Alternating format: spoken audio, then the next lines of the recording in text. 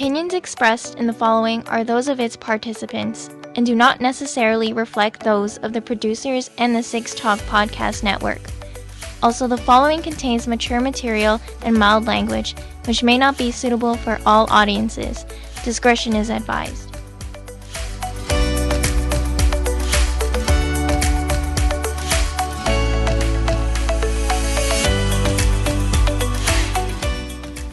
As the podcast now begins on this last day of July 31st, 2021, presented by Anime North, this is the Anime Roundtable Canada. Good evening from 6 Points, 10 minutes south of the Anime North compound in the west end of Toronto. Mike Nicolas, joined this time around by James Austin, Kevin Ng, and Geoff Greig. Mohammed Shamarki is not here this evening. Apparently he has used all of his talk time for this 2-week cycle from last week. Hello? Can you hear me? I thought he was going to the Olympics to get that gold medal. Damn. So I'm sure we'll see the bling next time. Damn, Mo. So Mo will join us when his cycle resets next time we're on.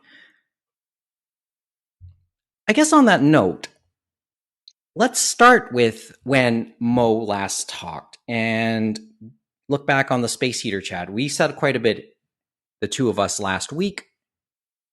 James, Geoff, Kevin, I know you have all heard the Space Heater chat, more or less. There's something you want to add to that, or anything that caught your attention when it comes to the Olympics and maybe Japanese pop culture in relation to the Olympics? Just anything that caught your attention.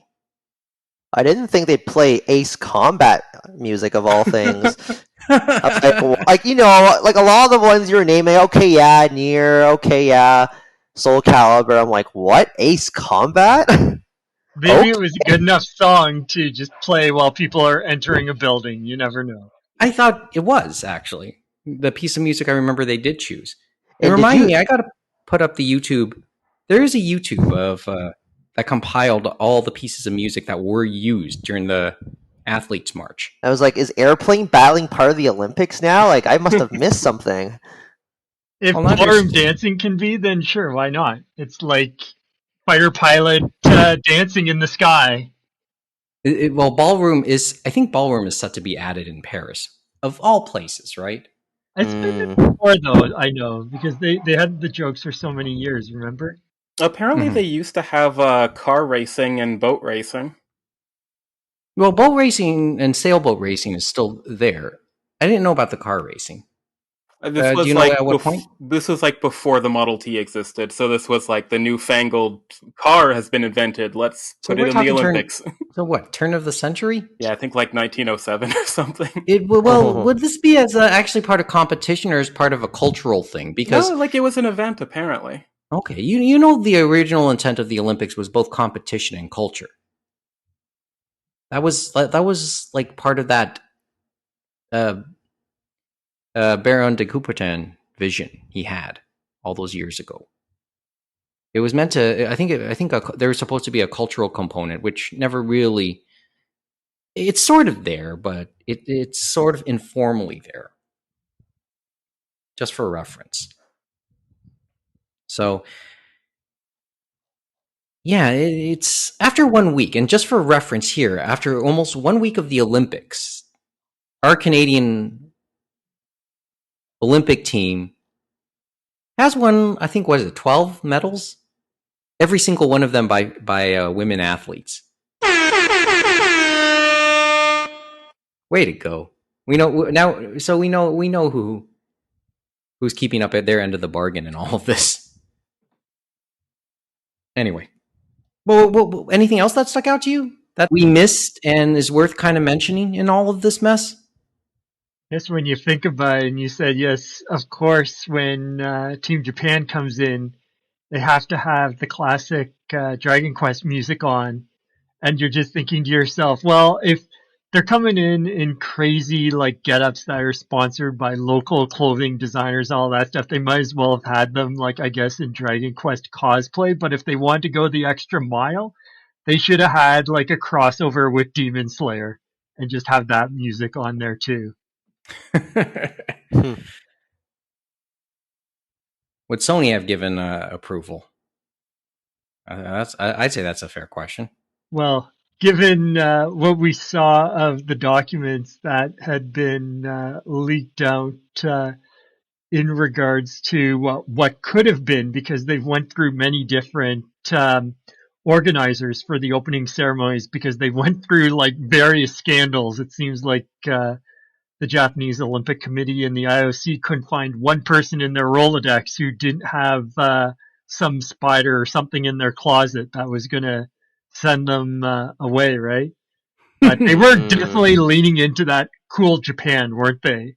From Maybe the they leaked went to 280 document, and I think it was like weekly Bunshin in Japan that was reporting on that, and that they were going to lean into Akira and supposedly have like opening with Akira's iconic red bike bursting through the venue and stuff like that. Like they were going to go full in on that and a few other things, which sounds kind of wild. If And that's probably, if that's true, that bike probably exists somewhere, because that's not something you can just put together in the last year. So if this was planned, there is a apparently functional, or at least stage prop functional, Akira motorcycle that can do the slide thing that's referenced everywhere, somewhere hidden in whoever the the organizers are's warehouse or something. yeah. Well, at least we know they probably made good on those jackets, right? Since Funimation is selling them exclusively on their store for a ridiculous amount of money. Oh yeah, what, Kaneda's jacket, or is that what you're referring to? Yeah, the Akira Mhm. jacket, the one that. Yeah. Well, we've talked a little quasi fashion Well, it's only a few in more hundred recent episodes. bucks. 300? It's only a few $100, isn't it? Yeah, well, I'm Price? What's thinking the more. latest You price? have American, then we gotta get to Canadian. You gotta Oh ship it to yeah. us, and so like it all adds up, right? No, it's Terminal link because right there. I think why I say that is because I know like really good leather jackets are usually 4 digits. Well, that's true too, right? So yeah. Well, what do we know about the material for this? Is it They leather? did use an Italian tannery. I just assume it's decent quality. I wouldn't really know, but Well, it's pretty interesting that they would do that whole replicating thing. I think it's a pretty good tactic to try and put something out as a special niche product. well, yeah, and it's licensed. We've talked a lot about the companies wanting to make sure their designs are copywritten now. I mean, Demon Slayer, most notably. We talked a bit about Ghibli last week. Mm-hmm. But okay, I can see it. And I could see it working out to some degree. Okay. So anything else you want to bring up? Or we are more making reference to the pop culture references, but anything in the wider Olympic stuff that Mo and I ended up talking about that would have had your attention? It's just really sad how Japan was so behind on their vaccination program that they allowed this situation to unfold the way that it has. To now, not only were you already going to be losing money, because let's face it, almost every Olympics is a money loss leader for the country that hosts it.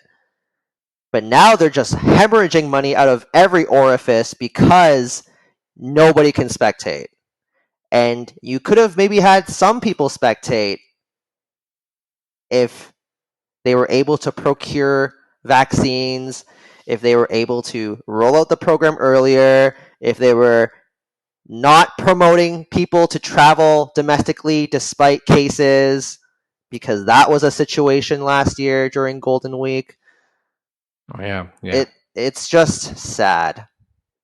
Wow. And There that's are all. some people spectating though at certain outdoor events, whether it be triathlon or whatever, and we saw them with Biking the too. big Gundam statue were, I think it was part of the bicycle part of the triathlon, them going around and the poor BBC announcer just trying to announce Gundam. And it just wasn't working. He's just passing the giant robot. Point stands, though, James. Like, they could have at least made a little more of that cost back if they I think were able to, get more people vaccinated. There's also a Japanese hesitancy for vaccines as well that they have to compete against as well. Like, despite how good Japan is about masks, which, like, I think that was one thing I wanted to say. Like, there are spikes in Japan, and it's really terrible. Like, if you look at Tokyo, but I think the spike in Tokyo was about like 2,000. Tokyo's population isn't that dissimilar to Ontario, where we were getting up to what, like 4,000. So, like, it's definitely not a great thing that cases are spiking there, but imagine how terrible things would be if Japan didn't have a mask culture. Kind of this weird soft good for them. It's weird though, because they're in this bad situation, but they're still having the thing where a lot of people can't basically work from home or whatever. They're going into work and stuff like that, and they said they're still pushing people in the rush hour into those trains, so that's not a good thing for virus transmission and stuff like that. One step forward, 5 back. But they had so many things, like, as you said, vaccine hesitancy. The other thing where they wanted a domestic producer, like, to do their vaccine first, so they were at the back of the line, even behind us, for getting their vaccines to them. And then they had to go through extra hurdles of approval because the Japanese demanded it. So there was so much bureaucracy that is so used to the system for them. But in this case, the virus does not give a fuck. It's the Shin Godzilla situation. If anyone's seen that movie, there is some good things, as you said, the mass culture and a few other things. But unfortunately, it was going to bite them in the ass sooner or later, right? It's unfortunate. Yeah, and this is... And in the broader sense, Yoshihide Suga, we mentioned a few times during the Space Heater last week, his political neck is now on the line. And I think thank you for giving us a sense of that, of the actual vaccination angle, because you kind of enlightened me, I admit. And we'll put up a little bit more about that part of the story. Wow. I guess it's a question of, they say all these people are angry, but then the question is, the LDP has such a stranglehold over Japan. It's like, so who are they going to vote for? This older population and stuff like that, because that's the one who keeps them in power again and again. And then some of them that were part of the LDP and these different cliques within it sometimes just start their own new party, right? So it's like, are they basically a variation of the same thing? Well, we were talking off air about bringing in new blood into politics. You thought the youth were disillusioned with politics in much of North America. And I've heard people that were in Japan, stuff like that, and they're just trying to get through the workday, and they're not giving a care about what the politicians are doing. They're like, okay, you made this. I just want to get through my life. I'll find a way to deal with it. Whereas the older population is the one that's engaged in complaining. But it's like they may complain on Twitter and all this other stuff, but to do an actual get the job done and try to make real change, they're not there yet compared to their other counterparts in the world, which is unfortunate.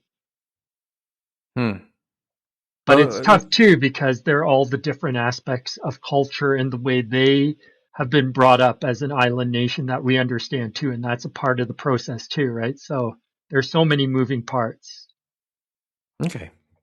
Yeah. And well, that's another story, I suppose. And we're looking I want to touch on it from our perspective too, right? Like our own side, I guess, Western perspective is different, right? Than their perspective too.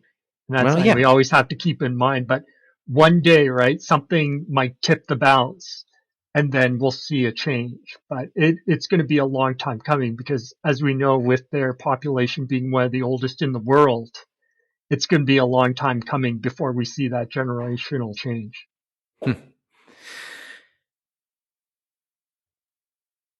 Okay, any other angles you want to start working on here from the space heater? Or do you want me to bring up a couple more? I was going to say the end of the space heater, where you guys did talk briefly about Tomorrow's Leaves, which was the animated anime short from Studio Ponyak. Okay, I watched it kind of in passing during my lunch today.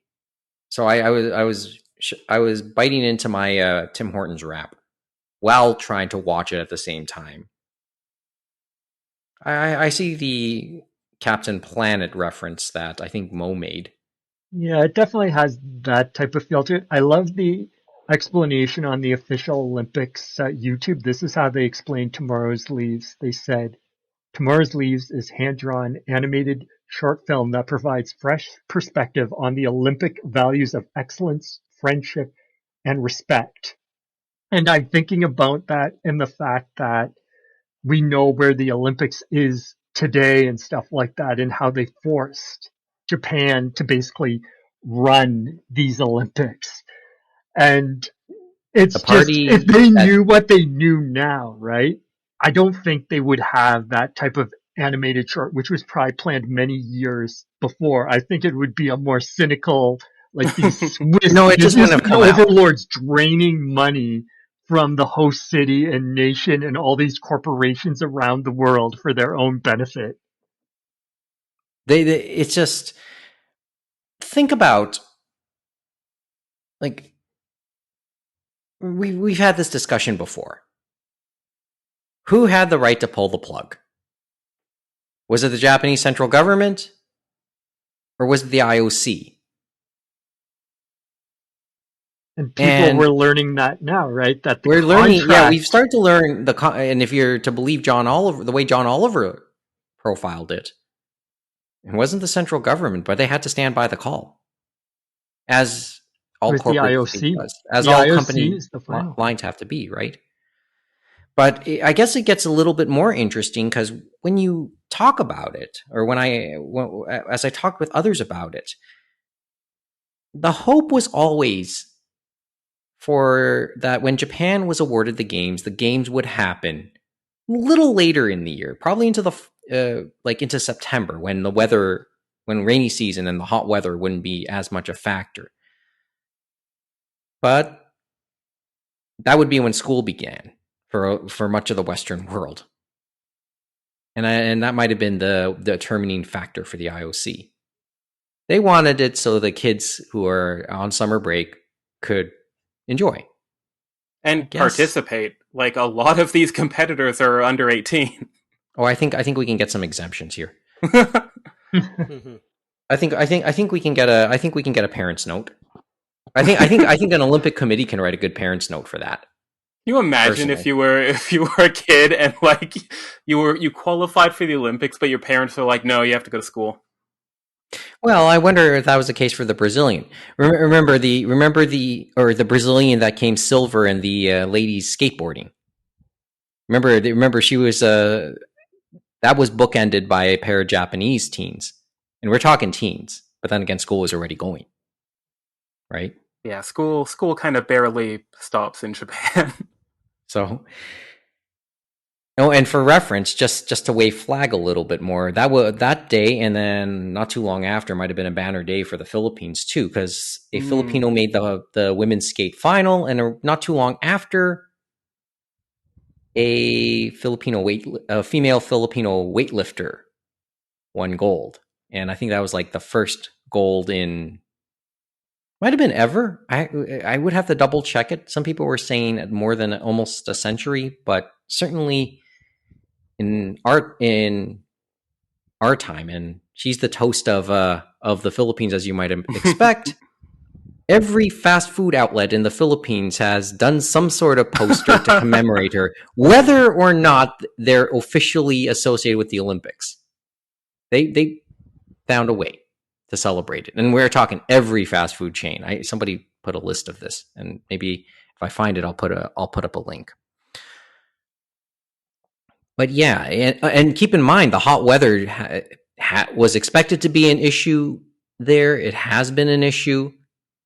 I think a lot of people really underestimate how hot Japanese summers are. Like, if you imagine Japan, like, you're usually not thinking about the heat in that country. Like, maybe if you're an anime fan, the cicada cliche or trope.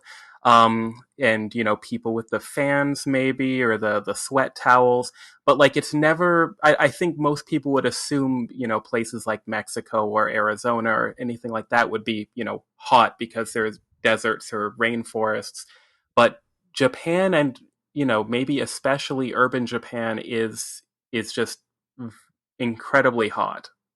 Is it the epitome of that cliche? It's not the heat; it's the humidity. I think so, but I think it also is both, and this weird geography flukes in certain parts of the especially that kind of central island chain there. It just creates really hot weather. Okay. And remember, rather late in the planning process, without really, and once again dictated by the IOC, the marathon was moved from Tokyo to Hokkaido for those reasons. Yeah, because I was going to say Hokkaido would be your best bet at that point because it probably has the least resistance for heat and stuff like that. So it would be the best optimal environment.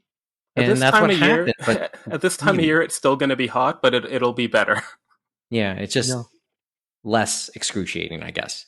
But yeah, we saw that the opening ceremonies, it was good for what they did. It was restrained and stuff like that, but they still had little time to prepare because it's crazy that they had all those scandals. And to think the worst scandal we had for Vancouver Winter Olympics was we just couldn't make it snow.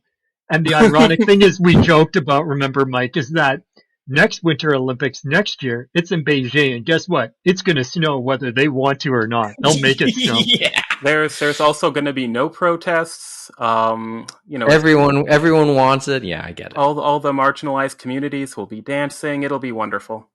It's crazy because those Olympics we remember, it's the ones where they're not beholden to their citizens because they can spend whatever they want, which is kind of insane.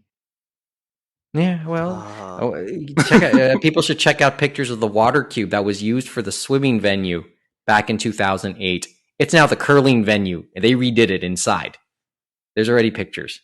There's been at least it isn't a white elephant because we've seen some of those in the rainforest of Rio de Janeiro and Brazil. In Brazil and Greece. Okay, on the topic of white elephants, Tokyo will hemorrhage.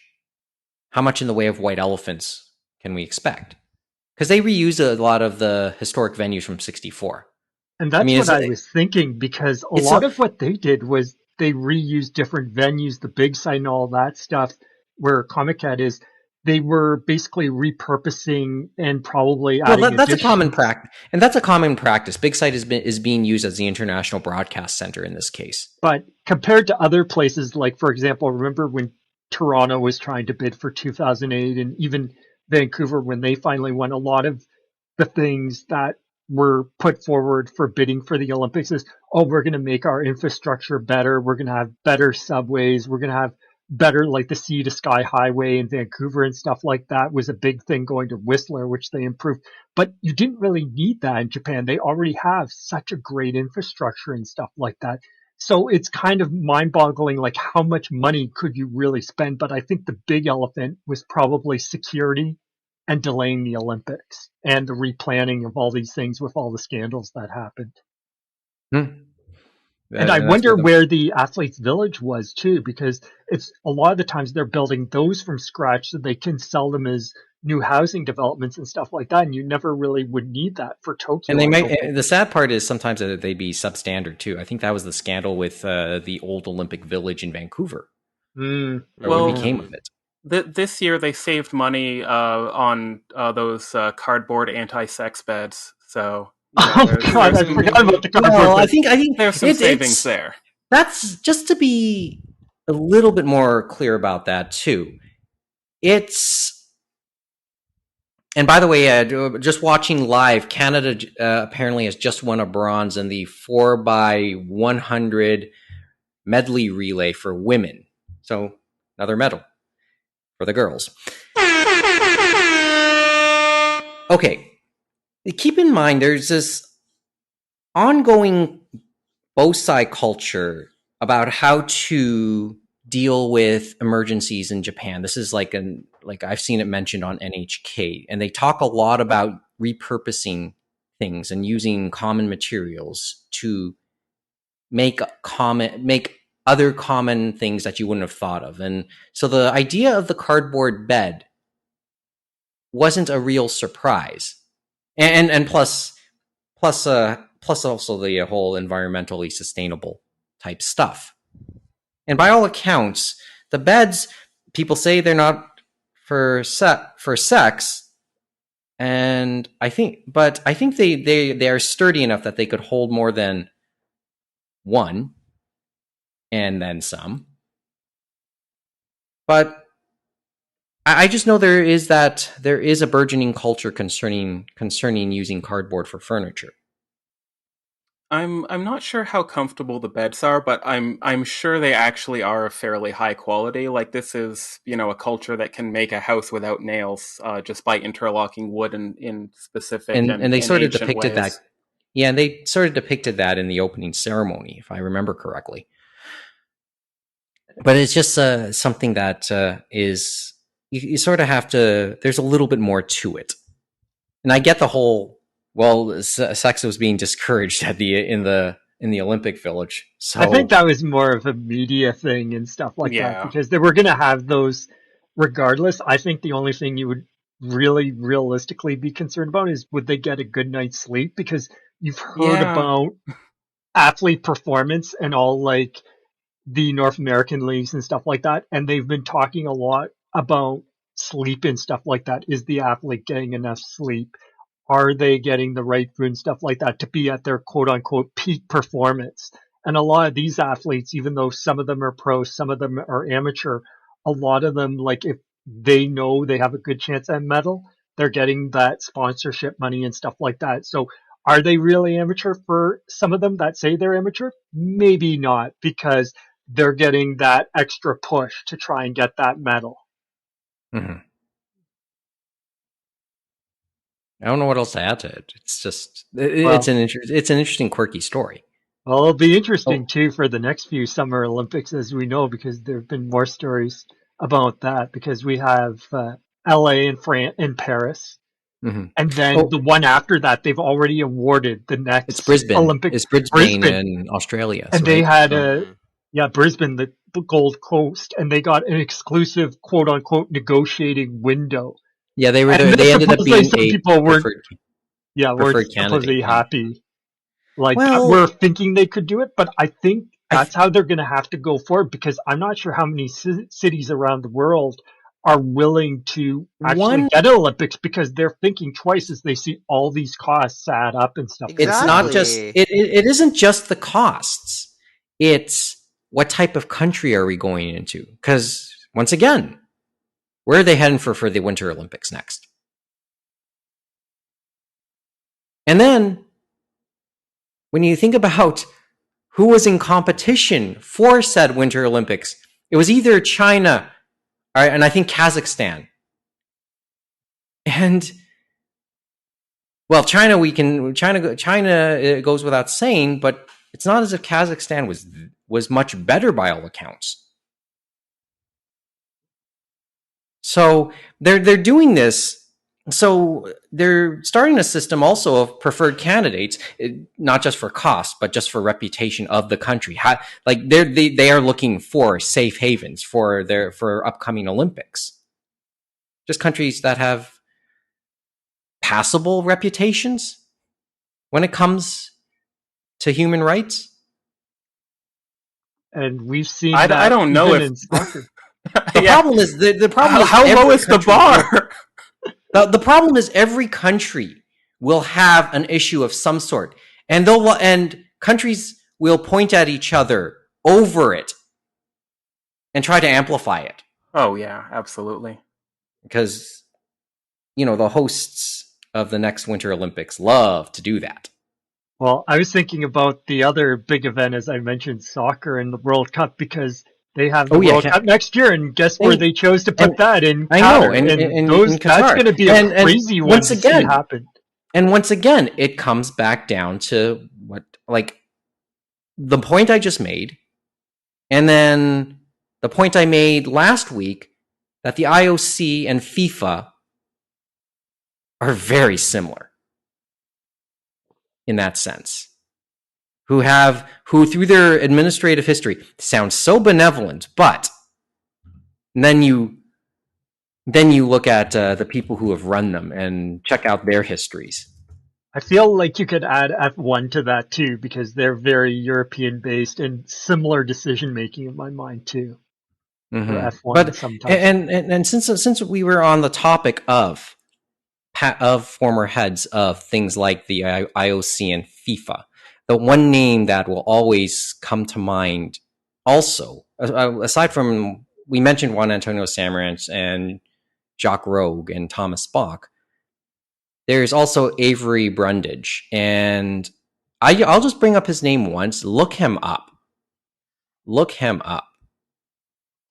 Because if you want, like, if you thought the picture that I know has been painted of Samaranch is bad, look up Avery Brundage. I really don't have to say too much else. Just trust me on this one. It's really kind of sad because, like, even Japan, which I would say has a fairly good, like, current human rights record, let's put the past away for a little bit. They still cut their Ainu performance out of the opening ceremonies, and that's one of the indigenous groups of Japan, and it was cut for unknown reasons.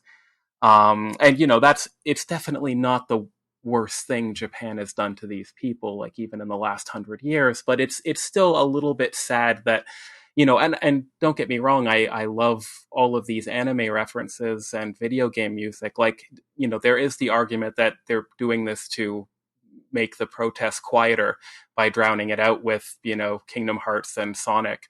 But I still think it's something that I'll miss in future Olympics. I think the novelty of hearing video game and anime songs during sporting events is really cool. But it is a little bit sad that you have this ancient culture that maybe isn't the dominant ethnic identity of Japan.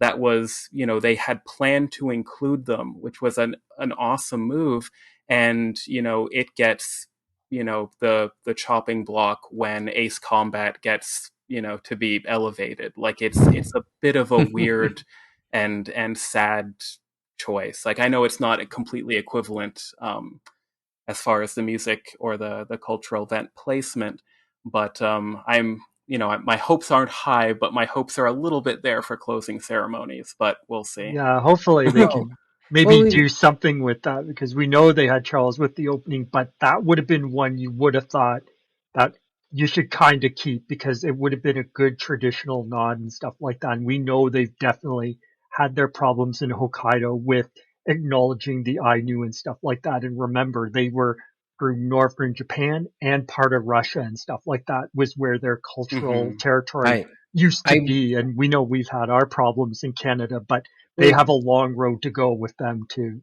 there's also one other component of that, I want to double check this, but I know that a female J-pop artist had an association that was cut at some point with the opening ceremonies as well. But because I remember hearing about that, but names just are blurry to me right now. So I have to put that one aside. Okay, I know we've went on this a little bit long. Well, one last thing, or two more things, and then we'll start to transition a little bit. I mentioned that a Filipino girl Filipina made the skateboard finals on the women's side. My senpai. Remember, I told his story at the beginning of the pandemic when he got COVID, and how that affected him, and how he received notes of encouragement from his daughter slid beneath the door while he was isolated from them in the basement bedroom. Since he's recovered, he's often posts pictures and videos of his daughter skateboarding. So when the final of that event was happening earlier this week, he put up a post on Facebook contemplating whether or not he should wake up his daughter because it was late night. Just a little quirky note worth mentioning. And the other quirkiness is Devin Heroux.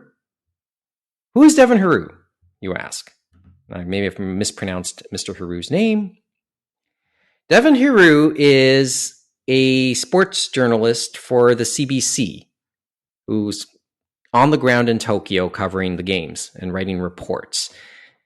He is holed up in a hotel room, but on top of his regular reports, and he's becoming a little bit more of a celebrity than he ever has, and he's covered multiple Olympics.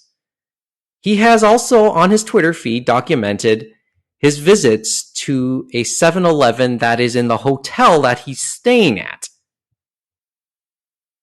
and has shown off the various types of foods that he has consumed and enjoyed. He clearly has enjoyed them, and it's caught wind with some people in Japan, and he's become a viral sensation even in Japan. And he's gained a lot more significant number of followers over the last couple weeks because of his adventures visiting said 7-Eleven. It's gotten to the point also that he made a short video with, I forgot, one of the McMorris. Yeah, it was Craig McMorris, who's typically their snowboard lead commentator.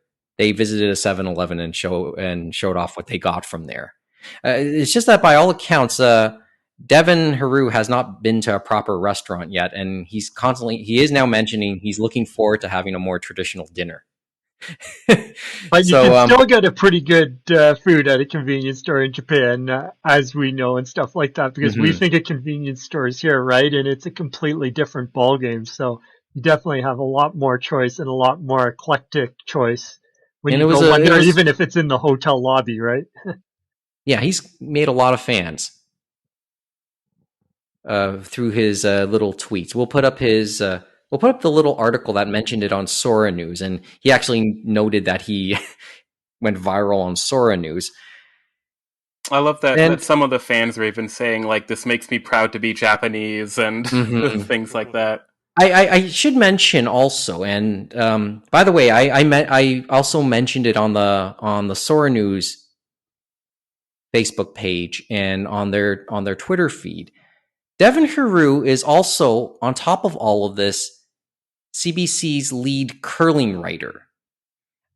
So during the 2018 Olympics, he was on the ground in Pyeongchang and wrote extensively during the curling competition there. And afterwards, he also wrote an article about coaches going overseas to coach other national teams.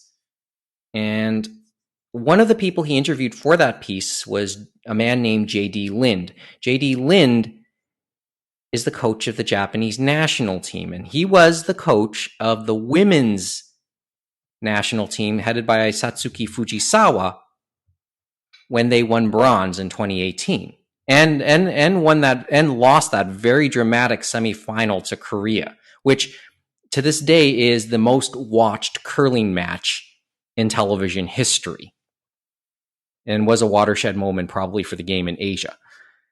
So, and by the way, that ended up being a nice icebreaker because I met J.D. Lin and that team in person when they did a curling event here in Toronto. I think I've mentioned that before. And I mentioned that on the Facebook and on Twitter, and Devin Heroux gave it a like. So we're trying to get in touch with him. We know he's busy though. So he's somebody I fully admit, and if anybody who knows him hears this, we're looking to talk to him at some point in the future. Devin Heroux, one of the lead writers with the CBC. Actually, it was interesting too. Since you were speaking 7-Eleven, wasn't there another 7-Eleven story because of another Canadian Olympic commentator on CBC trying to figure out how to open an onigiri or something Oh to Oh that yeah, effect? that's no. another story And too. supposedly they were very nice and put out a tweet teaching us how to do that. So Oh, they went that's the extra mile cool. Yeah, as they no, yeah, always do in those videos are Japanese there. service. No, that's what's the word? Otomonashi? Service? Hospitality? I know I mispronounced that. Don't at me. Okay. But hey, it's like the CBC has gotten all those eyeballs on them, aren't they? But Well, at remember, least sometimes they're towing sometimes the line. it's for the better reasons. I know we were joking about Adrienne Arsenault and her fascination with, was it Tonga or one of them and stuff like that. Oh well, Whenever they yeah. come Well, up, a lot of people have a fascination with the Tongan flight like bearer. there, yes, Yeah, whoever is chosen. but what's his name? Pito. I forgot his name now. But everyone will remember what he looks like. Well, he's definitely greased up, right? Or Yeah. Oh, do ready. I want to just quickly? Do you want me to make one more mention of that kimono project that was done a few years ago? Yeah. Sora also put up some pictures of some of their favorite kimonos from the One World Kimono project. So how But did that end up with all these delays and all these things? I was wondering they about they that one. finished up.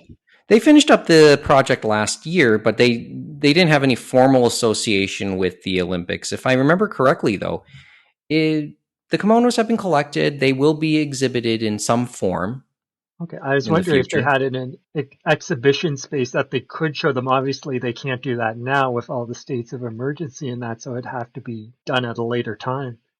Yeah, and I But think those something stories has were been determined. incredible that you shared, and I'm sure if you shared the link again, it was very interesting to see how they were crafted and stuff like that and thought of. Hmm.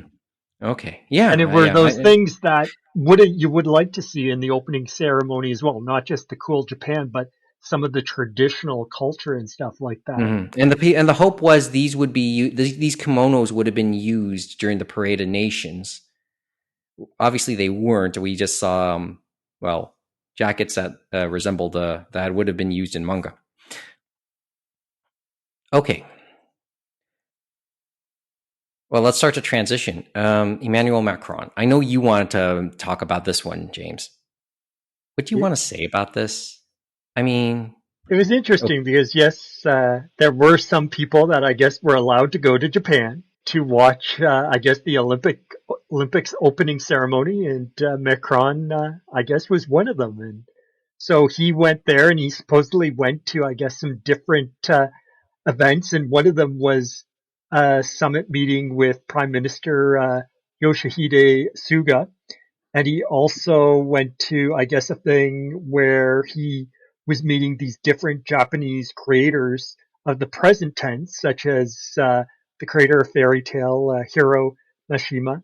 He also got to meet Hidetaki Miyazaki, who did Dark Souls, Bloodborne, and of course Otomo, Katsuhiro Otomo from Akira, of course. And he also met Naomi Kawase from who did the 2017 movie Ikirai, I believe. And supposedly that was released in English as Radiance, it said. But the other last thing that made a lot of headlines was he was given, I guess, a piece of art by the creator of One Piece, Oda, and he basically said this was for him and the French people, and so supposedly he was blown away by all these creators. And I think the funny part was when he spoke to Otomo and basically said that congratulating him on his foresight in predicting that Tokyo would host the 2020 Olympics all the way back in Akira's storyline in the 1980s, as he was showing him this different artwork from the original. So quirky little story. but as we know, France, like outside of Japan, they are the biggest cultural bastion of export for like manga and anime, and they were way before that, before us in North America and stuff like that. They get a lot of manga still that just would never come to English speaking audiences. because I guess they have more diverse readership and a bigger readership, and they have that Desen anime culture. You know what I mean? And that's why Japan Expo over there is like one of the longest and biggest type of events outside of Japan, even bigger than Anime Expo, as we know. France knew manga and anime before it was cool. I mean, is that a true statement? I would say they were definitely ahead of us. I'd say it's always been cool, but I to James' Oh, point, more like what was the word? Yeah, I feel to James' point. I think that French comics have always, or they've had a bigger history with diversity compared to like the United States, where the U.S. basically had gag strips and superheroes, and then eventually like it branched off into romance and horror and pulp, and well, pulp was before, but the American comics haven't been completely void of diversity, but I think that with French comics there's it's always had the impression to me that there's been like, okay, here's stuff for teenage girls as well. Here's the children's, the really young children's comics, um, and the more not aggressive but more adult stuff. So I think that the audience is probably primed for the variety of manga, as James was saying. Yeah, like I think about it too in that respect that they didn't look at quite like our forebears in North America where it's like this is for kids, it's like you're going to grow out of it and stuff like that, that they looked at animation and comics as a medium itself, and that they were more accepting, and that there's a lot of stuff even from Shonen Jump 80s that is a part of their culture that just doesn't have that reach anywhere else. I think of City Hunter in particular, because remember they had their own City Hunter live action movie that they did with French actors in France. And I don't think you would ever see anything like that anywhere else. And that was a recent movie, I believe, in the last decade. But it just hit a touchstone with them with City Hunter and many other Japanese manga and stuff like that. And there are other creators that they've given awards to and stuff like that. Because I know some of the gods, they're doing a CG animated movie in France, and that's based off a manga from Japan. Jiro, I forget the creator, but he had passed on. But he was a fantastic mangaka. I don't know what else to add to that. It's just, is this a good optic? Is this a good optic for Macron, though? I mean, I guess that's what comes to mind when I see it. Or maybe, who cares? I think It It's just a story. Olympic visit, right? And so it's just a quirky thing, but it shouldn't reflect badly on him. It really makes me curious if he is a fan himself, though, because I'm wondering, because he's made from the articles that James has linked to us, it doesn't seem like he's made a statement of, oh, I love One Piece, or oh, this I read Akira Kinda when like, I was a teenager. And I'm not sure if holding back is just I'm a president of a country, I can't seem like I'm a geek, or if it's I want to pretend or have the impression that I respect these products but I don't partake in them myself. I'm really curious what the story might be there. I'm not sure how much, but I definitely think there is a possibility, because remember, he's probably one of the youngest world leaders, as they have mentioned, others have mentioned, 43 at years 43 old. years old. Yeah. Yeah. Younger than Trudeau even, so. Wow, okay. I believe so. Well, keep in mind, when we talk about world leaders and whether or not they're fans of anime and manga, two people come to mind, but albeit they're Japanese. Taro Aso, remember him? Yep. Because I think he was one of the key guys who started the Cool Japan initiative back then, when he was prime minister. He was known to be a big anime manga fan. At least he didn't cosplay, as far as I know. And remember that bit when we talked with Fred Schott, James, when he talked about meeting the Emperor, the now Emperor, Mm-hmm. when he mentioned he did Astro Boy, and just Naruhito whispered to him, "Oh yeah, I liked that manga. I should read it again." and we had the one photograph that he showed at his panel, and I actually know it might have been Helen McCarthy's panel, but I know he's probably used it too, and Well, I think it was the exact same photo we had talked about with Matt and Alt and in it was his book, it was in and the it book. was that it definitely you could see like it was infused in all of them. Tezuka's like Astro Boy, Kimba the White Lion, and all those others. That generation was just infatuated. Mm-hmm. Oh yeah, and I guess not necessarily a world leader, but just to mention this, just to put this out there, because, and then we're coming back to the athlete for a second. One of the beach volleyball players from Canada has mentioned herself as a fan of Haikyuu and has gained a bit of a following because of it. There was Okay, but there was another athlete, I think a sharpshooter, that had a Witcher pendant on them as they were shooting, and they've kind of been, again, mildly Twitter famous for being a geek that is an we athlete. should, like at the end of the Olympics or sometime later on, we should once again come back to and just find all the references made either during the games or if they were made with any athletes too. Okay, it's just staying with France for a couple minutes. Actually, I was going to say Oh, something you want to add quickly one more since we thing? had the Olympics. Like, it's interesting that you can have all those small little things and show your fandom, and that's definitely something that's happened over the last 20 years. Like all those different companies, like oh, like Yeti and Fangamer and all those others, where they do all these cool things that you could show it in a professional setting, and only if you knew it would you know it was related to maybe a game or an anime Mhm. or something like that, right? Like whether it's a small pendant or a small thing on your shirt and stuff like that, or even that Or one even company doing the Pokemon style dress shirts in Japan that can be custom ordered and stuff like that. That look pretty neat. And some of them are pretty slick that you could probably fool someone. There's like nice shirt, but have no idea its hidden meaning.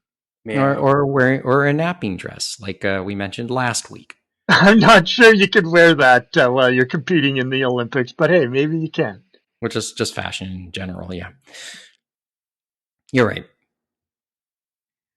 Okay. Do we want to continue in France for a couple seconds? This is a kind of a funny story.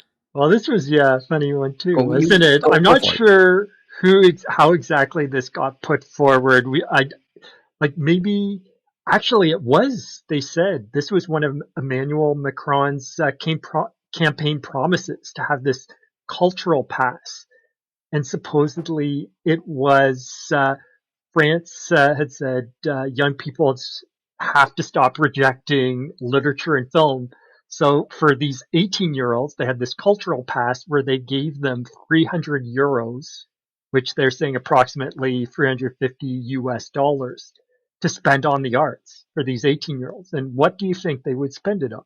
Is the real question. And we found out And it's 75% of all purchases through this app are for books, and roughly 2/3 of the books were manga. And so some people in the French media are instead saying that instead of cultural pass, it should be manga pass. And so, as we can see, the association is still strong between the French and manga and anime and stuff like that. And I'm not sure exactly that is what Macron envisioned, and I'm sure some of those other politicians envisioned when they said they were going to stop them from rejecting literature and film. They just didn't tell them which ones they wanted, right? I'm guessing. imagine this happening in Canada. I'm just saying. I imagine the result might be, maybe not to the extreme, but I think it would be similar. Yeah, well, this is considering the type of country Canada is when it comes to its own culture. I don't think the Which isn't 18-year-olds are going to be raring to go to get Corner Gas animated on on DVD or whatever it is. It's interesting, though, that it was only 18-year-olds, it sounds like, which is kind of crazy. I don't know how they chose that age group. It's just kind of funny, too. Well, it has me thinking about the merits of graphic novels. I think rather almost like I got in touch with one of my old friends from high school. She's a teacher now. And when she found out about my anime and manga hobby, we talked a little bit about it. First of all, she had no issue with it, which is cool because it's a weird. To some people, it's a turn off hobby. Let's be honest. But she respected it because she just mentioned to me her students are into anime and manga. So, and she wanted to relate to them and understand her students a little more.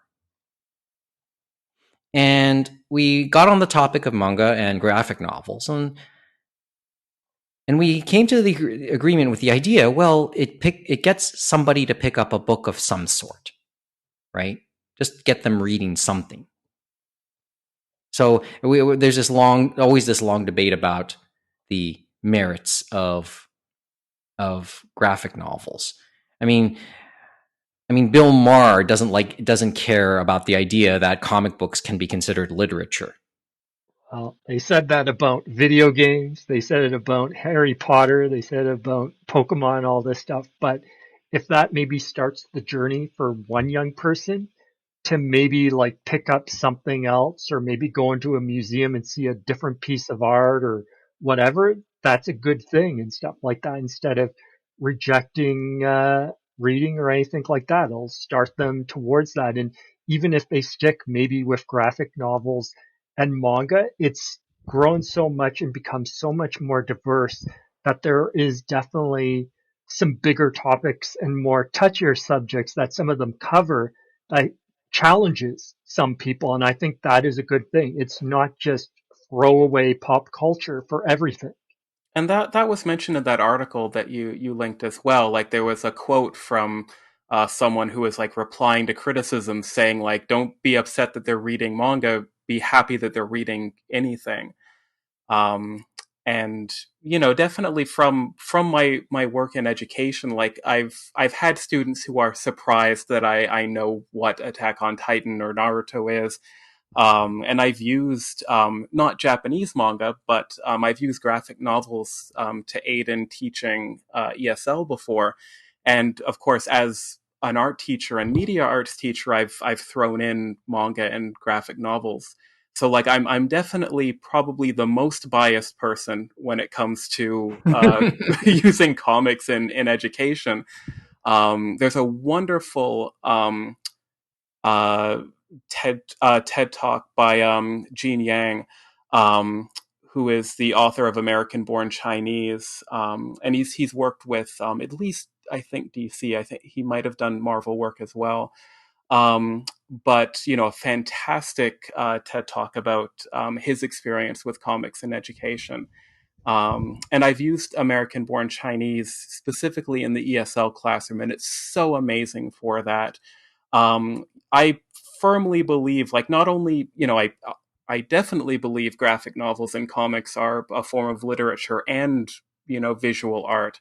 But I think that, you can integrate them in almost any subject.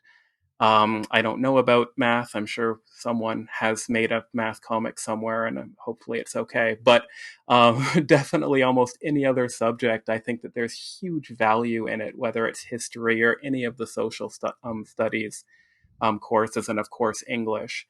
And I think it's great that libraries have largely had huge manga and graphic novel sections. Because like as everyone has said, like as long as people are reading, it will make reading easier, it will make them interested. And as James kind of mentioned, if they're only reading comics, oh well, like it's better than nothing. And there's so much variety in comics these days that like all it takes is one trip to TCAF, and I'm sure that the horizons will be expanded. 100%. Well, keep in mind TCAF takes place in a library. And the thing is, as we said, like from an art teacher perspective, and all that, it isn't just one style. There's so many different styles from so many different artists that you can engage the students with. As we said, for history and many of these other things, there are these different people getting into graphic novels, talking about maybe different historical figures and different topics that allow you to engage people at different levels and stuff like that. And maybe it'll spark something and they'll help them understand maybe some of the topics we cover and stuff like that. So it isn't always a one size fits all and stuff like that. We have to try and always think of new ways to engage students and anyone else in life. Like you can't just throw a textbook full of words and hope somehow it's just going to get in the head, right? And that might work for some kids, but it won't work for others. Well, all words, and I learned this also while reading my books today at work. They can put you to sleep. Okay, I guess that's a good segue and a nice little transition as we really start to get into the bullets for this episode. These are presented in point form, but could become essays. As we get away from all the Olympic talk or anything that could have been remotely related to the Olympics, what the hell is with the head of Kadokawa?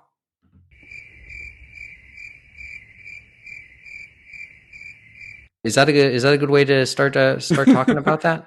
Or maybe what the heck happened to their PR team to have him on that program in the first place? To have his foot in the mouth. They were busy watching the Olympics. Well, yeah. Or they were in negotiations to figure out how to be in the Olympics or to take all their sponsorship off, like Toyota. Who knows? Toyota and maybe Nintendo too. For all we know, Nintendo could have pulled out as well. That's why we didn't hear any of their music during the opening ceremonies, after being so prominent in the closing ceremonies in Rio. Yeah, they've always been close to the vest, so who knows? Okay, Takeshi Natsuno. And it sounds like he's put his foot in his mouth a few times over the last little bit. Yeah, so he was on this Abima TV broadcast on July 21st, and it was entitled, this segment, Controversial Extremes, Is Swimsuit Gravure Necessary in Shonen Magazines? And they were talking about that, and Natsuno had an interesting quote in saying that there are more extreme manga in Japan than gravure. This and other factors prevent Japanese manga from being reviewed by Google and Apple. So including that, I feel that we need to redefine the standards to what extent the public is allowed to use the internet, but not from where. The publishing industry I'm in is full of libertarians, but I get the feeling that we need to pull back a bit. And then a lot of creators obviously came out a bit angry at that and stuff like that, saying he's basically saying that we should be censoring and stuff like that and all this other. Well, they interpreted it as. Yeah. Would we say he was being explicit in that suggestion? I think that his word choice was probably poor, and that it was more. I feel like in his mind he was probably speaking from his own mouth instead of as the president of Kadokawa, which he probably should have been realizing he was speaking as. So his words carried more power, and people. I think and that's part of the criticism, I think, right? And I think Kanakamatsu kind of cited that because they're a traded company. Mm-hmm. And that affected them too, and we'll get into that. But the other thing was, as we said, that title, right, of that broadcast, the segment they were talking about shonen magazines. And then the question is, well, what type of shonen magazines were you talking about? Maybe more of the older teens and stuff like that? Were you talking about the younger boys segment and stuff like that, like the Shonen Jump and stuff like that, where they don't have as much of, I guess, the gravure or more of the racy content, even though sometimes they might be able to sneak it in, and then you wouldn't have to worry about people like Google and Apple and this idea that maybe they are going to be setting the world standards as we move from the physical pages to the digital pages, for example, since there's less manga magazines and they're starting to move to digital as we talk. So it's going to be interesting to see this transition, and there's a lot of things still to be settled. And especially when you have someone like Takeshi Natsuno making those comments, that's worrying as the head of Kadokawa, since they're one of the biggest in Japan for publishing material, either animated in manga or in the written word. There's a bunch of angles that come to mind as I read this story? Yeah, it's the money part. Money part's part of it. Apple, I know, is a very PG company. Take a good look at their offerings on Apple TV Plus. But remember this whole talk this ongoing discussion we have about how anime and manga will evolve as it goes further overseas. And like, I'm not trying to defend Takashi Natsuno by any stretch.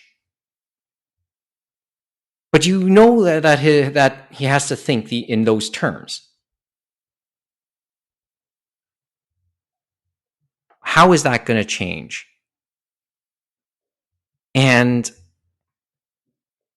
will the content prevent him from getting into other markets? That's a real question.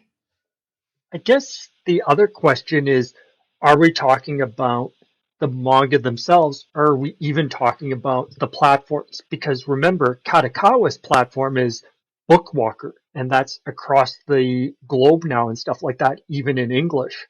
And I'm wondering if maybe there's thoughts in that. Would one title torpedo their whole app and stuff like that? And I know they've been getting more of the risque stuff too from other publishers that they support, like Kodansha has sent some exclusives their way and stuff like that. That would be, I think, a bit more than Gravure and stuff like that. Like, what the hell are you doing here, teacher, and a few other ones. Oh, interesting.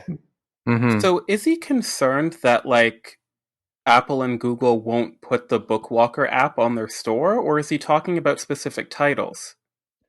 That's what I'm wondering, but I feel like it might be more specific titles because I know there's definitely age gating and stuff like that for certain apps and things like that. So I would think you wouldn't have a worry on that. So I'm wondering if it's like on just manga in general and certain titles, but I think you wouldn't have to worry in the app sense, right? Like that's what is so weird, but who knows? Like, is he thinking international? But he may be thinking more on the domestic front too, because it was a domestic program.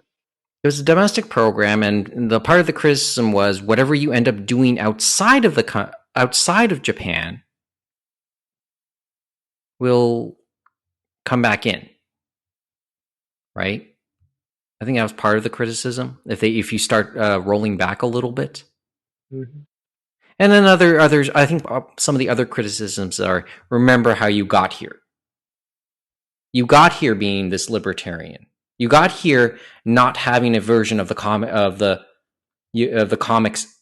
book act that was in the U.S., which was so Code. highly the Comics Code. Thank you, which was so highly stated and cited in something like Pure Invention. And it's like the breath of fresh air that contrasts to everything else we see in other markets. Mm-hmm. And I end up reflecting on that line we had when we talked with Matt Alt again. The refined and the vulgar exist side by side in a lot of Japanese pop art, visual art. There was one quote, I think, from one of the critics that really, like, I'm not really sure what to make of it, that said, something like, the lack of censorship is the reason why manga is so popular overseas. And I think it's a powerful quote, but like, I'm thinking of the most popular manga, and I don't know if any of them really suffer from lack of censorship, or from if they would have suffered from censorship if it existed.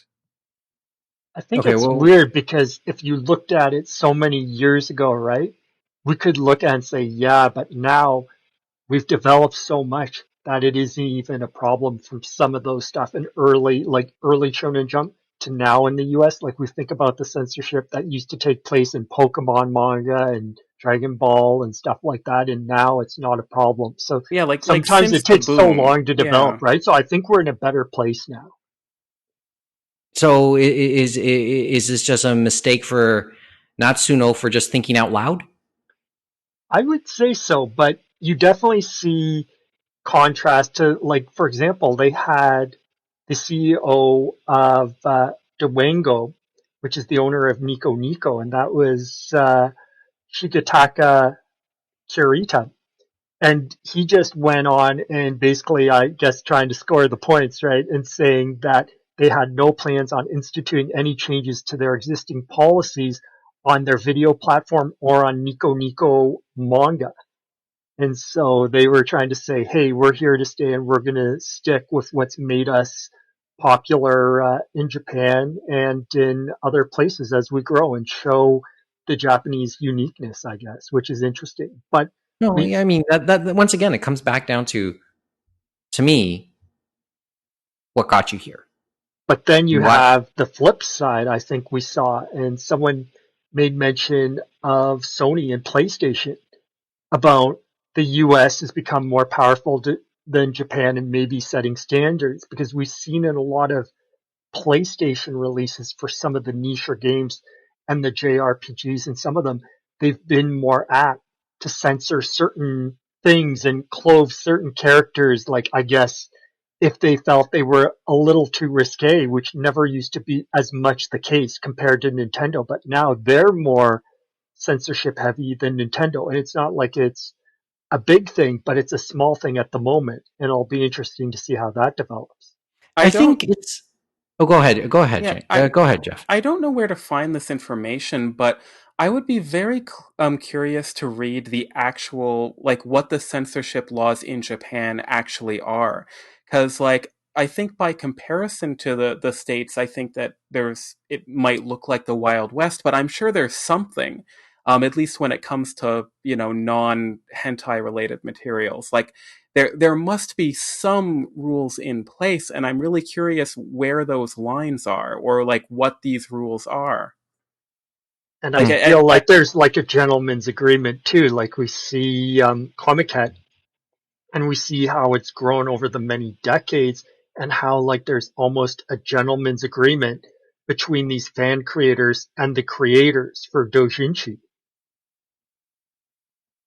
But and I think that's interesting, because like that goes into like the copyright law of it all as well. So like there's so many of these overlapping things where, like I don't know what the restrictions on nudity are technically is when it comes to, an actual company published work. And if there's any restrictions on the doujin market, like I don't imagine there are, but I'm sure if one of the doujins was, had instructions on how to do illicit things or something, it would be pulled, or the police might get involved. But like beyond that, I'm really curious what laws are in place in Japan. And it is interesting, as James was mentioning, that it seems like the US market is kind of maybe subtly or pulling the strings indirectly. Mm-hmm. Which is... Well, it doesn't sound good, does it? Just on first blush. I don't know. Like, it depends, because like if the censorship is where we have this 16-year-old character with only clothing covering the nipples or something, then yeah, I'm okay with censorship in that case. And I'm fine if I'm fine if people want to argue that. I don't know. So I haven't you. thought. Yeah. I don't know. Like, I think that's. The real question is, can we see Mario's nipples? Yes. Sometimes. We see. Sometimes we can see this. Sometimes we can't. It's like you can see Eggman and Wario's nipples in the Mario and Sonic at the Olympic Games. Okay. But we talked but about that this. Goes into the male another, versus female stuff. So it just like this whole story kind of is another layer. Take a shot. Take another layer in that ongoing discussion we have about what will happen overseas to the anime manga market when it really, because it matters now, or it matters more than it ever has to Japan. And as they become a more digital medium, and as that becomes the way to distribute it to their home market and other markets, how is that going to affect what's on the page and stuff like that? And as we globalize more, right, and we have these different things talking about copyright and stuff like that, how is that going to affect doujins? How is that going to affect all sorts of things? Mm-hmm. So this is, like I said, this is maybe he was just better off keeping his mouth shut. Well, the PR people should have held him back. Oh yeah, he's taken a pay cut, so he's paying his debt to society, I guess. Well, that was the interesting thing where they said he's returning 20% of his monthly executive compensation from August to October 2021, and Kadokawa actually had a news release announcing that and saying that they stressed that his comments were his alone and didn't represent their policies.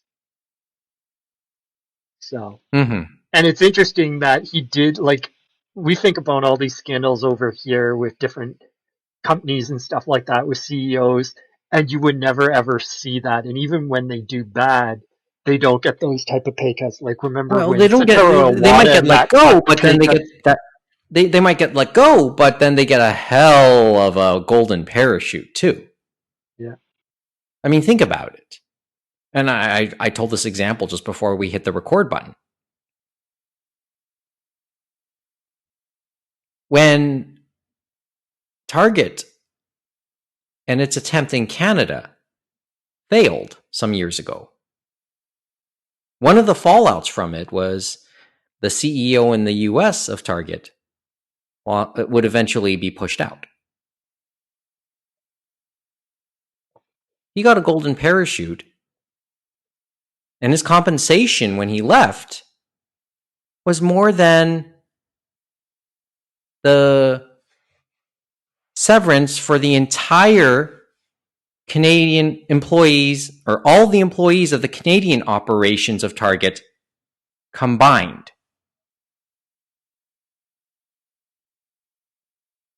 If I permanently lose any jobs, I'd like to get something good out of it.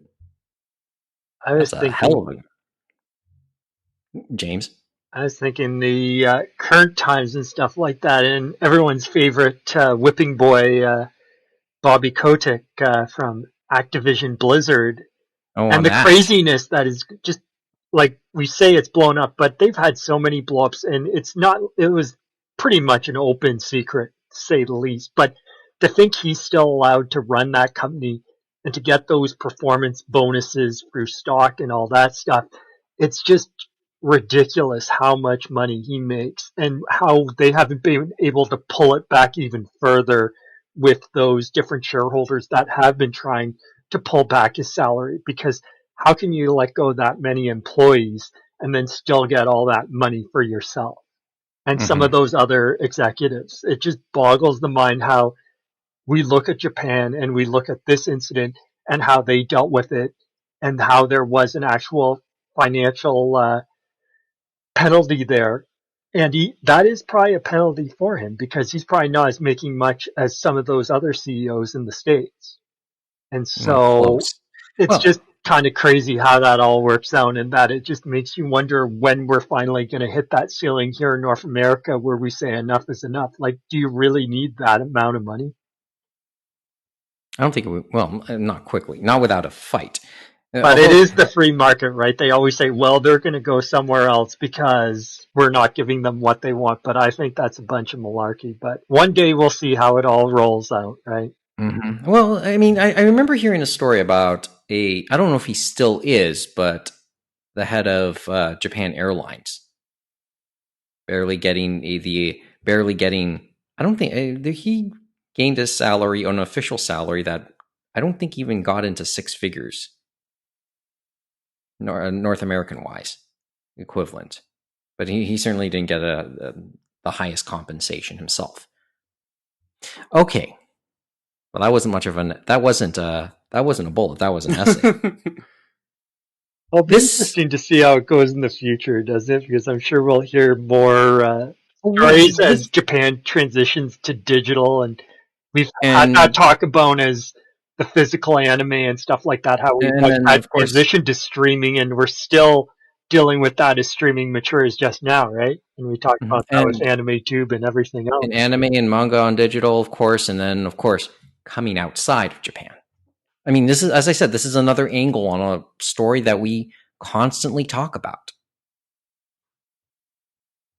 So, we'll revisit it again, and probably we'll revisit when Natsuno is forced to step down.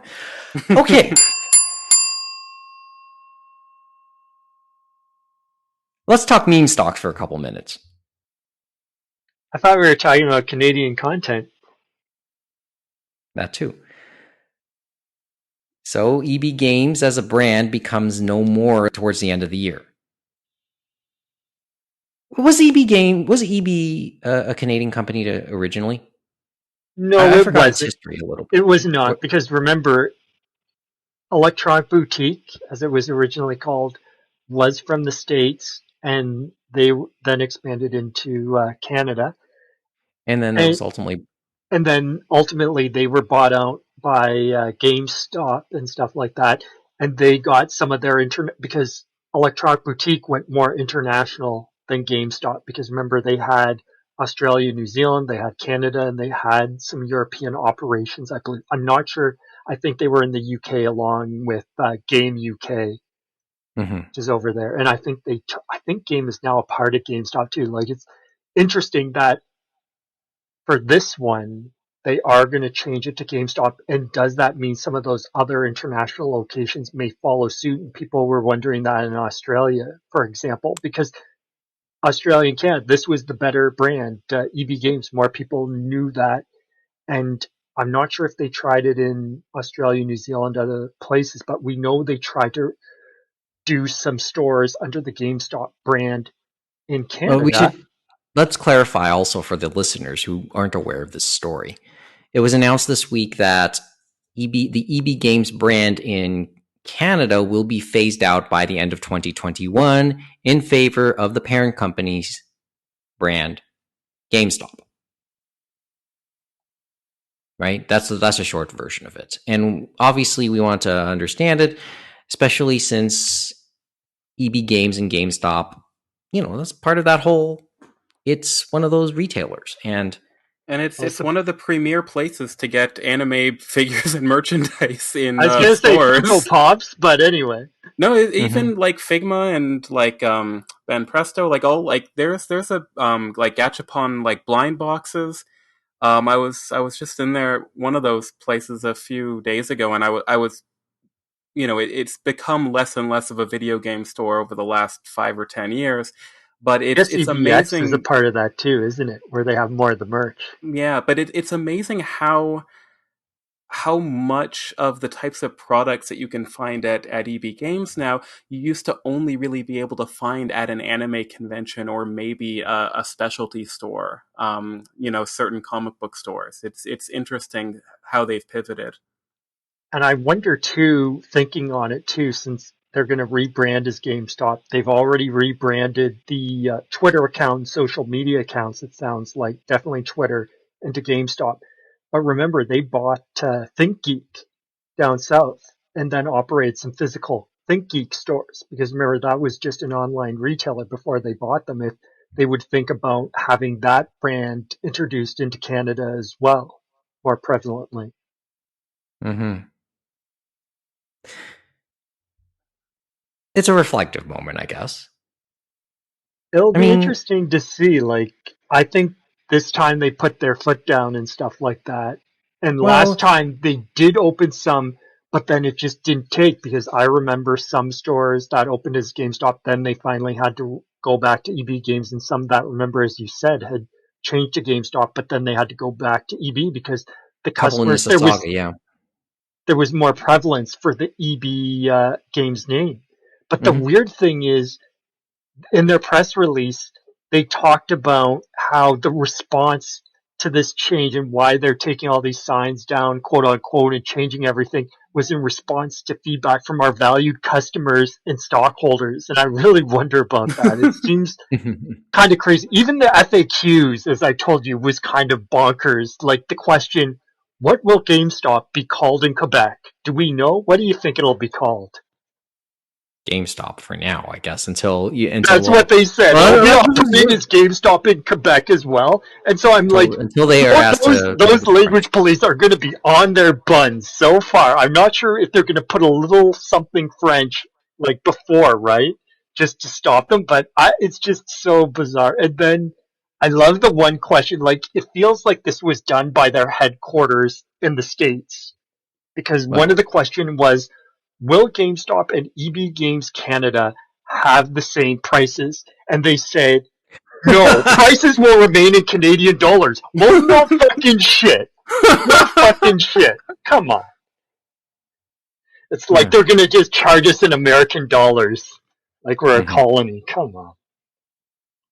It's as I said, it's a reflective moment. I think when it's I look at it. An end of an era. Like I still remember, electronic boutiques. At the Scarborough Town Center, it was in the exact same space until I think just a couple years ago, and even that shift, was kind of a big one for me because, I remember, as a young child, going in there and connecting to, the first console launches that I experienced for Dreamcast and then GameCube were centered around that.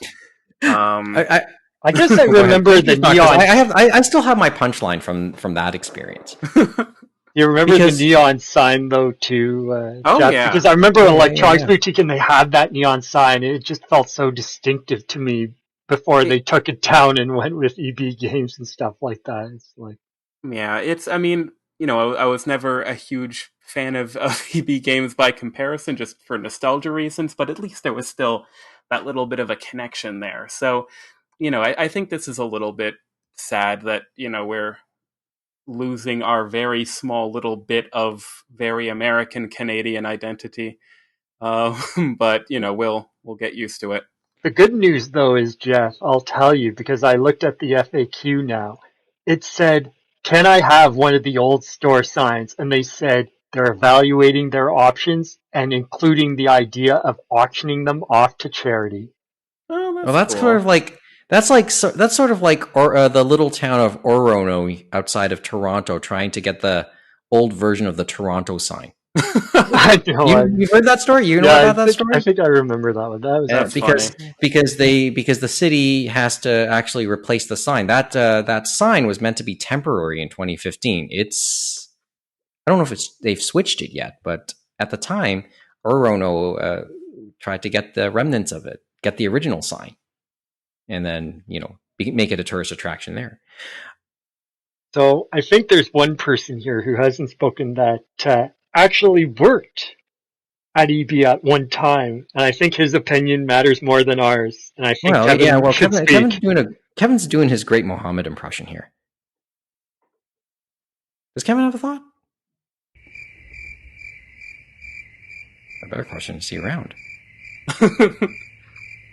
Did he hear EB Games and maybe it triggered the trauma and stuff memories. Like that of many people that have worked at EB Games and their systems, right? Well, there's certainly been some noteworthy releases that I'm sure were not pleasant. Mm-hmm. Okay. Well, I'll give a quick thought.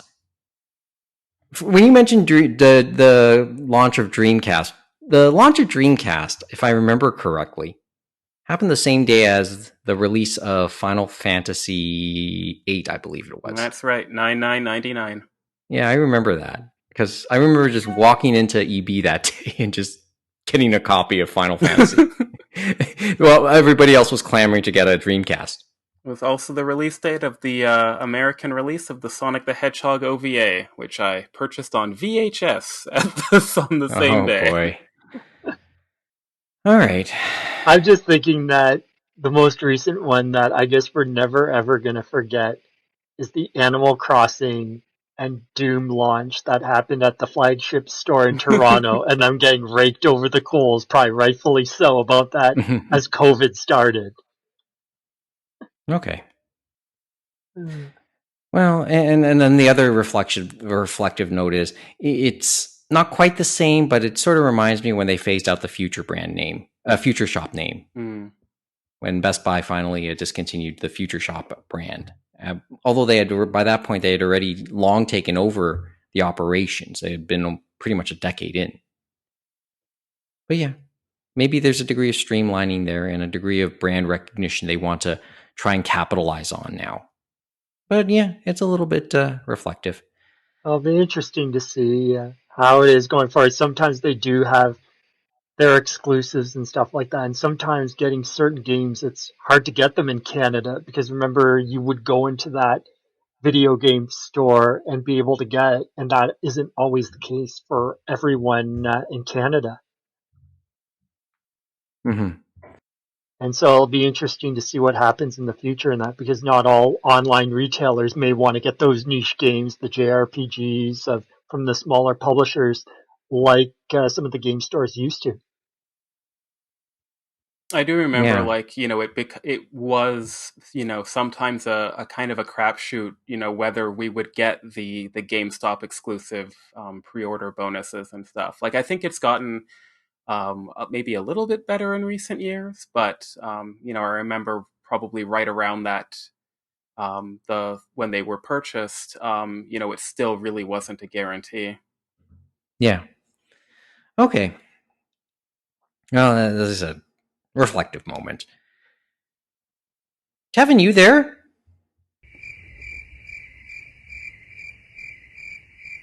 Well, we're going to start winding it down because we've been talking about a whole load of different things this week. And then maybe we can refocus.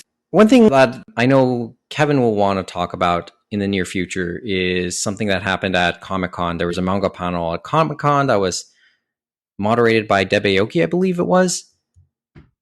He sent us the link to that. We were thinking about talking about it, but I think we want to talk about it a little bit more at length when we see the video. So we're going to hold that off. Especially when Kevin's here. Yeah. Yeah. As I said, Kevin's doing his best Muhammad imitation. Well, I thought Mo was doing his best Kevin impression at the end of the last... Yeah, well done. That was well done. Okay. Face here. Well, okay. I guess that's it for the items in brief, the bullets. Well, I think we're going to look at the calendar. Yeah, let's look at the calendar. Let's look at the anime community calendar. Quickly, a couple items. First of all, the Japan Foundation New York ongoing series on academic aspects of pop culture. They had the latest edition in their series, doing the video games. James, you saw a bit of it. Just a quick impression. It was quite well done. So it was called How the Japanese Video Game Industry Found, Lost, and Rediscovered Its Way, and it happened on July 28th, but it's on the Japan Foundation New York's YouTube, so you can rewatch it whenever you want. And it had Chris Kohler, it had a professor from Concordia actually too, and another one moderating. I forgot the names off the top of my head right now, but it was quite an interesting discussion going from quickly video game beginnings, of course, in America, and then how Japan was able to capture our imagination, just as Matt Alt would say with Nintendo during the 80s and early 90s, and then, of course, Sega and Sony capturing our imaginations. And then by the early aughts, how it kind of transitioned with Microsoft entering the game, and then some of these Western companies kind of bringing their own vision to the fore, and then how there was that self-doubt, how they started to try and say, we need to be that AAA machine. But then over the last decade, them rediscovering themselves and saying, hey, we can bring our own visions and show our own uniqueness and still find an audience abroad. And even if we don't, we'll still have a good audience at home as well, kind of like they do with anime and manga.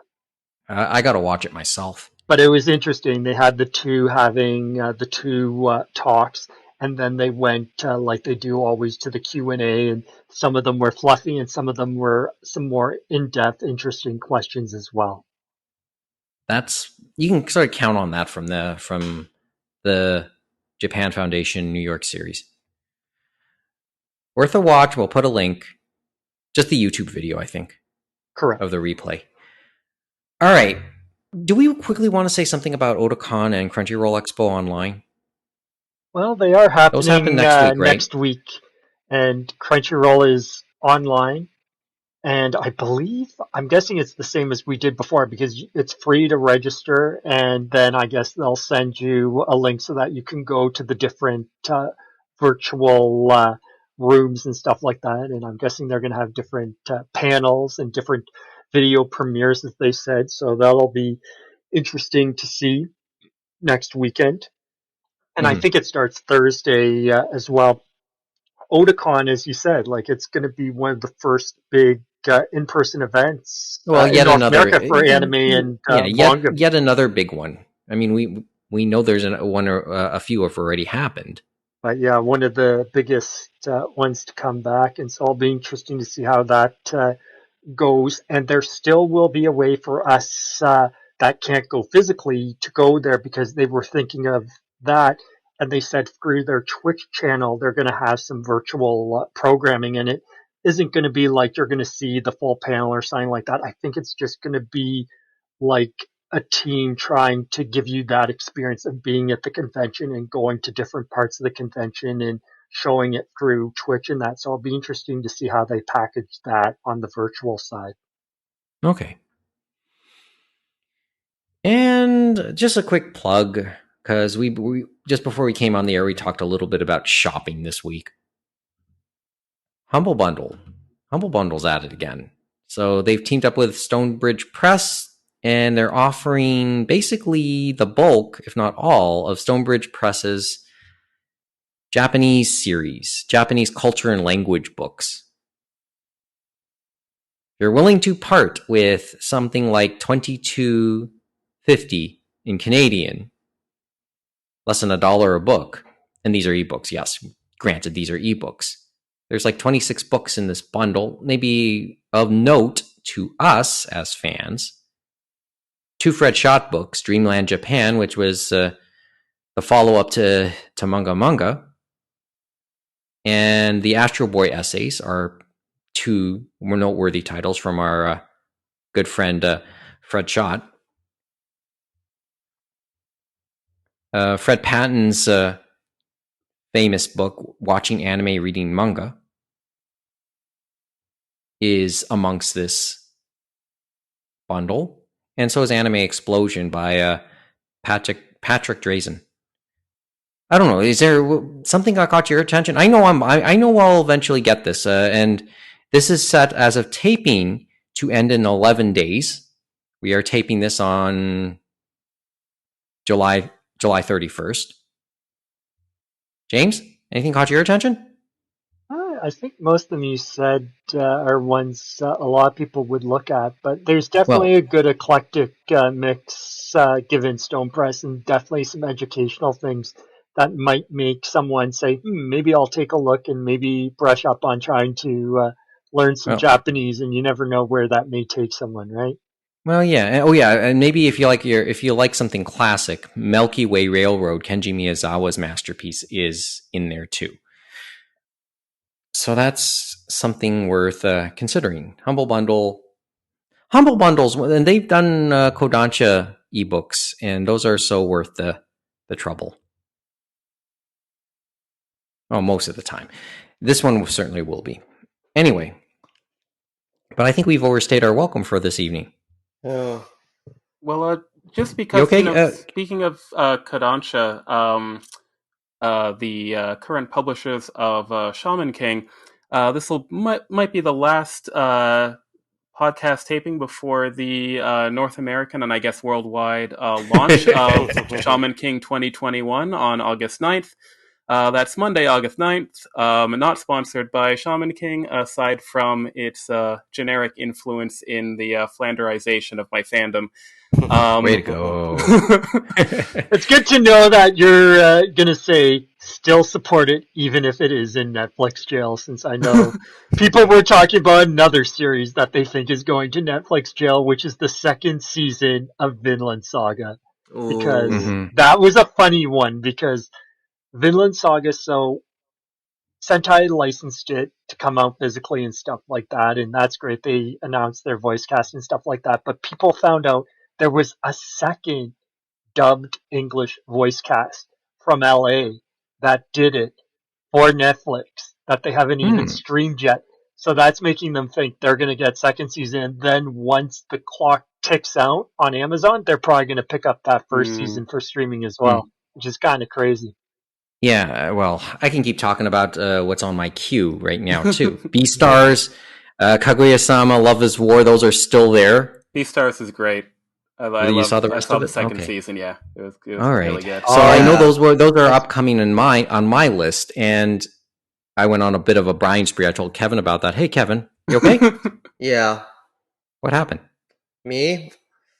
It's been a long week. Okay. Yeah. Is there anything you want to I'll give you the floor for a moment. Is there something you want to mention in any of the stories? I don't know if you've heard anything we said in the last little bit. Just quickly. Honestly, nothing really. Not even EB? Not EB? Well, with EB, it's just like, I remember when they did try to change the name but they changed a few of the EBs to GameStops like years ago here. Yeah, and I remember the attempt. Yeah, and they ended up changing them back, which I thought was a little odd, but now GameStop's name is known quite a bit now, and rightfully or wrongfully, right? But nonetheless, yeah, like the whole thing with its stock pretty much saved the company. So I wonder if the stock has something to do with it. I think ride the meme to the end, huh? Yeah, I think it does. Yeah, that's the thing. I think he's probably and as I said, it's a brand. It's brand recognition going the other way now. Anything else come to mind, Kevin? You want to add anything? It's okay. We can, or I mean, we did hint about the Comic-Con manga panel that Debbie. Was it Deb? Was it Debbie Oki? Yeah, that was Deb Oki who hosted the panel, and then and I know we will talk. I do want to talk about it, but I want to watch it too. So yeah, I guess we will talk about it.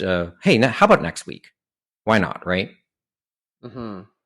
Okay. I guess we had talked about some of San Diego Comic-Con, right, Kevin? How Rosa Versailles Udon's going to bring out a final omnibus hardcover of the Rosa Versailles episodes, which they did way later after the series had completed, which was kind of interesting. Yes. Mm-hmm. That was interesting of Ikeda to do. Okay. Actually, one thing that came to mind, actually. So this week, there was actually a small update of sorts on Udon's acquisition of Sugar Sugar Rune, which they had licensed years ago. Yes, I forgot about that. I forgot about that. Holy smokes! So what's the update? So they still have it. They're trying to obtain one way to put it. They're trying to obtain some. They're trying to obtain some of the artwork. I don't have the exact tweet in front of me right now, but they're just waiting to acquire some of the artwork. Otherwise, like the translation, the lettering, all that is done. Cool. So, like once they get to a point where they're satisfied that they've like done all they could in terms of like acquiring the digitized art files, then they'll just have it all out like in a quick succession. So it's kind of like Rose of Versailles, yeah. Where they basically got everything translated and done, so because they knew Ikeda and the publisher were very finicky about how they demanded things, so they made sure they had all their dots and I's crossed and dotted before they even went forward to release and stuff like that. They did it all in one, so sounds similar, doesn't it? Mm-hmm. Yeah. And so that's all you want to bring up for now? I know we'll talk a little more when we Well, we'll talk next week, right? That's what comes to mind, yeah. Okay, cool. You know what I forgot to do at the beginning of the episode? How will they reach us, Mike? Well, first of all, we're almost done for the episode. So, just quickly, do we want to bring up, like, of course, the gag is we always mention our contact information, and we joke about the things that we have a presence on or we've registered for, but haven't done anything for yet, like our Discord, like YouTube, like Twitch. And we're bandying about a couple ideas eventually what to do when we start going there. Kevin had a good one. Do we want to bring that one up right now, or do we just want to keep that in the back pocket and surprise people if we ever get around to doing it? Because I think I'd love to mention it. I think it's a great idea, but I think if we put it out there, we might be pressured to do it sooner rather than later. I think we can keep it in the back pocket, so to speak, but Agreed. We can tease a bit, Mike, and say that one day, hopefully before DVD and Blu-ray goes the way of beta, we might go through your mountain. Oh, Jesus Christ. I think we'll edit that part out. But in any event, you mean we can't be like the History Channel and be like, what was it, American Pickers? It's like Anime Canadian Pickers Edition or something? We could do. Well, the thing is, we're not doing Storage Wars. Yep. So, anyway, that's all we got. Where can they find us, Mike? Yeah, well, that's all we got for this episode. We did mention those, but if you do want to get in on any of what we said tonight, any of the conversation, you can contact us, of course, via email, animeroundtable@gmail.com. Questions and comments are always appreciated. You can reach us on Twitter and Instagram @AnimeRoundtable, and please give us a follow on those two formats, or those two sites, or social medias, or whatever the terms are, because you'll almost surely hear from whoever owns them.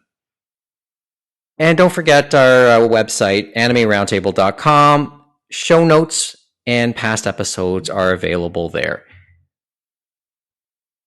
And wherever you're listening to this, please, if you could, give us a review, because good reviews will help us get on the good side of the algorithm, and hopefully more people will be able to see this episode.